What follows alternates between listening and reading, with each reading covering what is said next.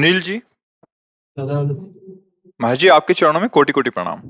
महाराज जी, आपके सत्संग के प्रभाव व श्री जी की कृपा से 2 महीने पहले भजन प्रारंभ किया है, पर जो पहले इतने पाप कर्म हुए हैं अनजाने या जाने में, उनको सोचकर बहुत डर सताता है और रुलाता है। महाराज जी, हम क्या करें? डरने की तो इस बात की जरूरत है कि अब पुनः गलती ना हो।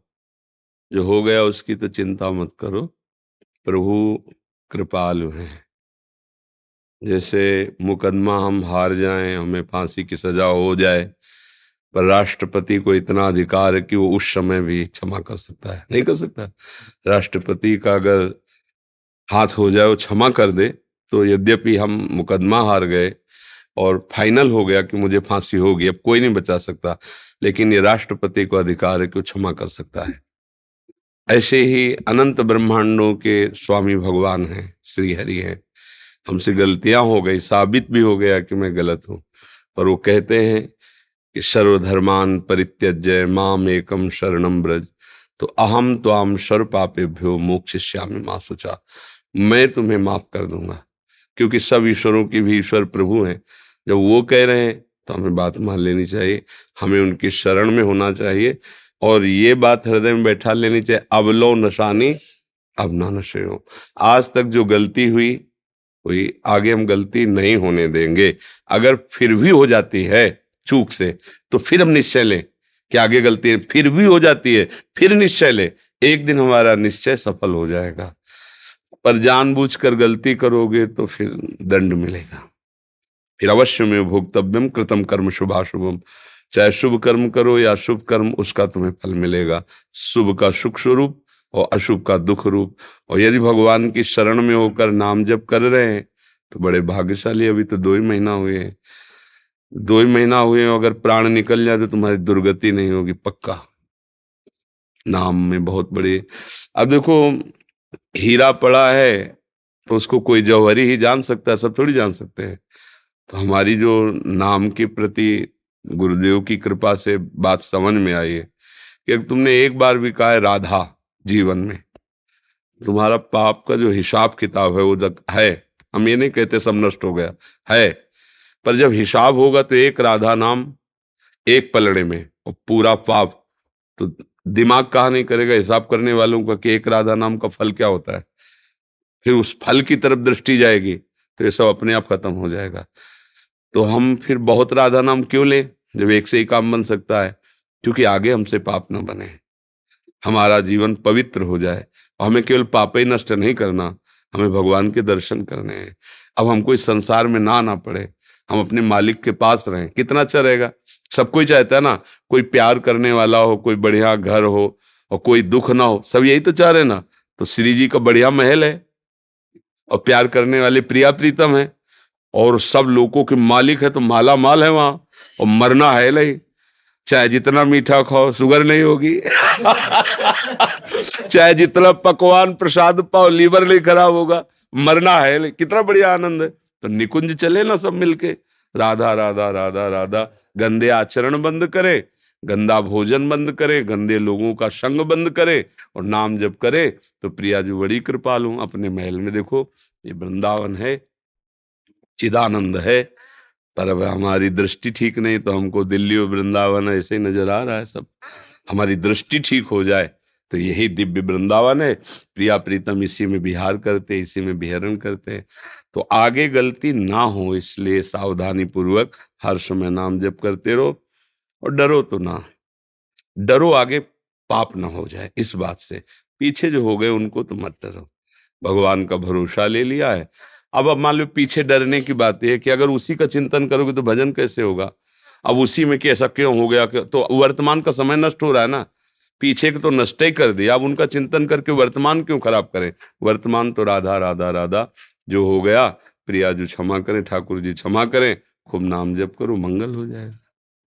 रोहित जी दिल्ली से, राधा वल्लभ श्री हरिवंश। गुरुदेव भगवान आपके चरणों में कोटि कोटि दंडवत प्रणाम। गुरुदेव, 2 महीने पहले YouTube के माध्यम से आपकी एक छोटी सी क्लिप देखने का सौभाग्य मिला। उस 30 सेकंड की क्लिप ने मेरी पूरी जिंदगी बदल दी।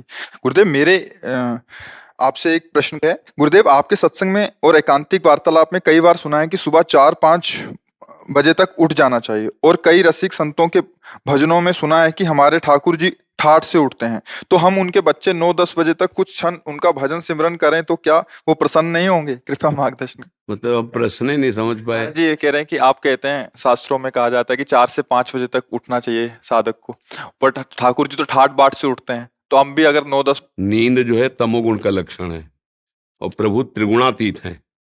सतोगुण, रजोगुण, तमोगुण, तीनों गुणों से जब कोई परे भाव वाला होता है तब प्रभु का भजन होता है। समझ रहे हो? त्रैगुण्य विषयावेदा निस्त्रैगुण्य भवार्जुन तस्मात् शास्त्रम प्रमाणम ते कार्य। ऐसा नहीं कि तुम बोल दो तुम्हारी बात माननी हो जाएगी, शास्त्र प्रमाणित होना चाहिए। भगवान अर्जुन जी को उपदेश देते हैं त्रैगुण्य विषयावेदा निस्त्रैगुण्य भवार्जुन। गुणातीत पुरुष ही भगवान की महिमा को जानता है। जब साधक में नींद खत्म हो जाती है, दरस बिन दूखन लागे नयन, जब से तुम बिछुरे पिए प्यारे कबहू न पायो चैन। वो रात दिन तड़पता रहता है प्रभु के लिए। प्रभु में नींद कहाँ होगी?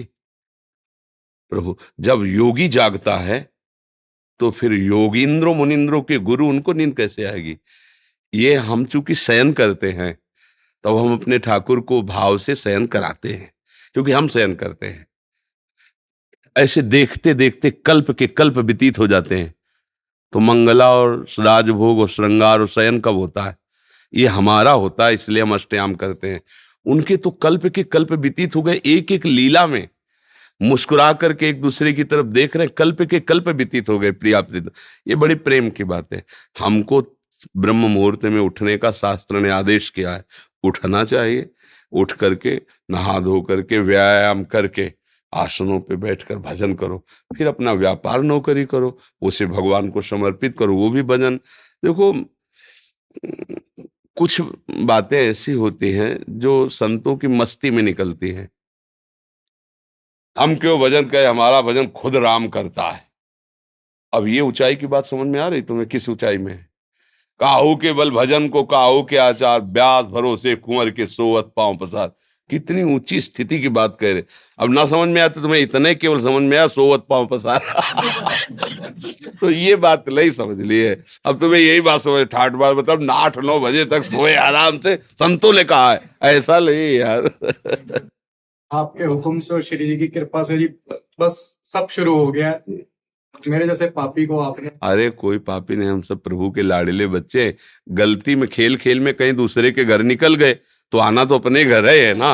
वहां थोड़ी हम सो जाएंगे। जब सोने की बात, विश्राम की बात आएगी तब प्रभु के चर पायो परम विश्राम, राम समान प्रभु नाही को। खेलने कूदने संसार में चले गए, जब विश्राम की बात आई थक गया तब अपना घर याद आता है कि चैन से सोना तो घर में ही हो सकता है ना। तो अपने घर कौन है? प्रभु है। गोस्वामी तुलसीदास जी कह रहे हैं, जाकी कृपा लवलेश ते मतिमंद, तुलसीदास हो पायो परम विश्राम, राम समान प्रभु ना है।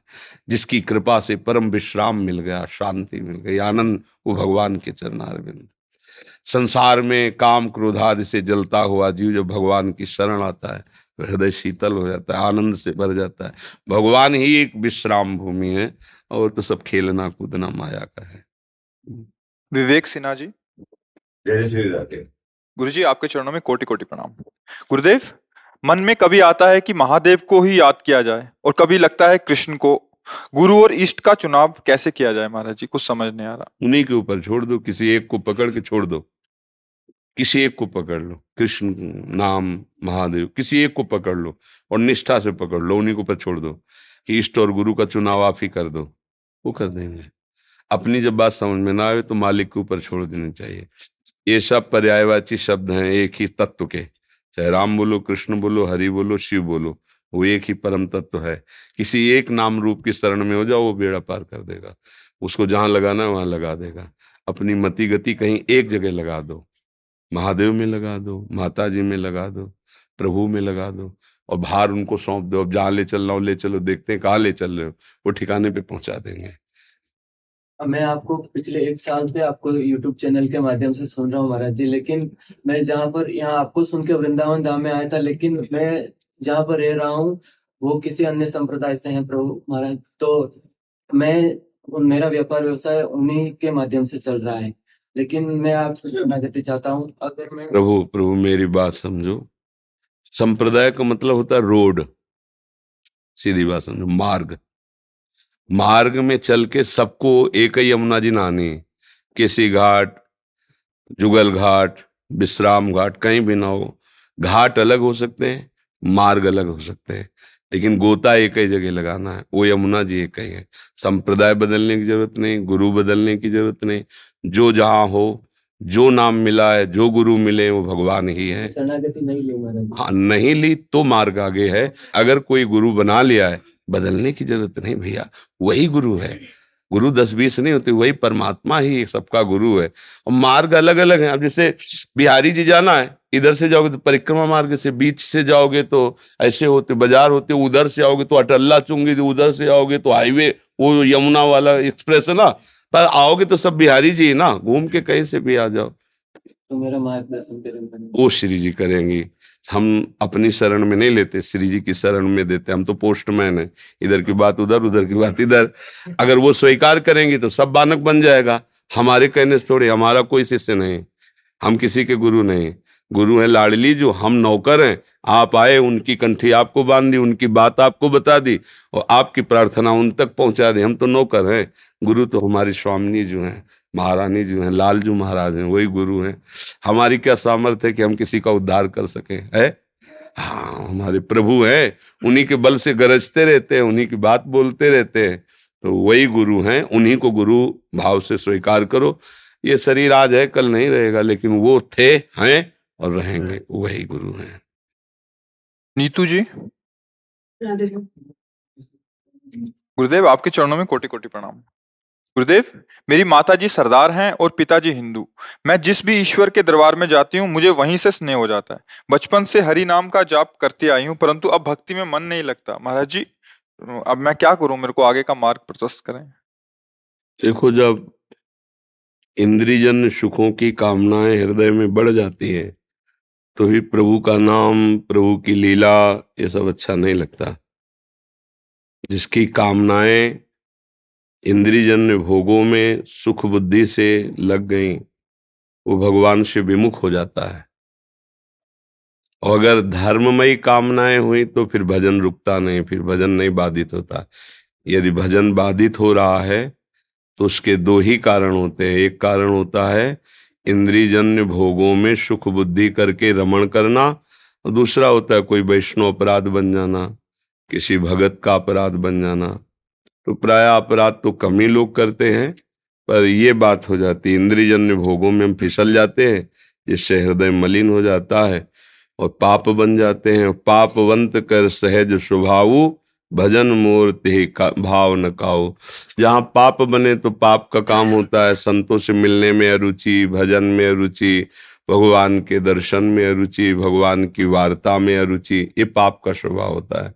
इसलिए जबरदस्ती नाम जप करो, और जो इंद्रियजन्य भोगों की लालसाएं हैं उनमें झूठा भाव देखो कि अभी तक सब भोग ही रहे, यदि सुख होता तो सुखी हो जाते। इसका मतलब सुख तो भगवान में है, भोगों में सुख का केवल भ्रम है। अगर हम ऐसे भाव से विचार पूर्वक चलेंगे तो हमसे पाप नहीं बनेंगे, पाप नहीं बनेंगे तो भजन बनेगा, भजन बनेगा तो आनंद होगा। और सबके माता पिता भगवान ही हैं, वही सब रूपों में हैं। ये न देखे कि हिंदू माता पिता कि सिख माता पिता, ऐसा कोई भी माता पिता हो, भगवान ही सबके माता पिता हैं। किसी की ताकत नहीं है कि कोई अंगुली भी बना सके, तो शरीर कौन बना सकता है? वही भगवान ही सबके माता है, भगवान ही सबके पिता है। निमित्त बना देते हैं कि हमारे 2 लड़के, हमारे 2 लड़कियां, पर बनाया उसने नहीं है, बनाया भगवान ने है। और जब चाहेगा तब वो ले लेगा, तुम्हारे रोने धोने से कोई मतलब नहीं। और अगर तुम ईमानदारी से भगवान का मानोगे तो आनंदित रहोगे, अपना मानोगे तो दुखी रहोगे। भगवान की वस्तु को भगवान का मानने से कृपा प्राप्त होती है, और भगवान की वस्तु को अपना मानोगे तो फिर दुख मिलता है। देखो ना, शरीर को अपना मान लिया, परिवार को अपना मान लिया, संपत्ति को अपना मान लिया, तो दुख ही भोग रहे हैं। अगर ये तो दियम वस्तु गोविंदम तुभ्यमेव समर्पये, हे भगवान आपकी वस्तु आपको समर्पित है, तो आपको आनंद प्राप्त होने लगेगा, उसी में आनंद प्राप्त होने लगेगा, उसी में दुख प्राप्त होगा। बस आपकी सोच, आपका विचार, आपका चिंतन कैसा है, उसी का परिणाम है।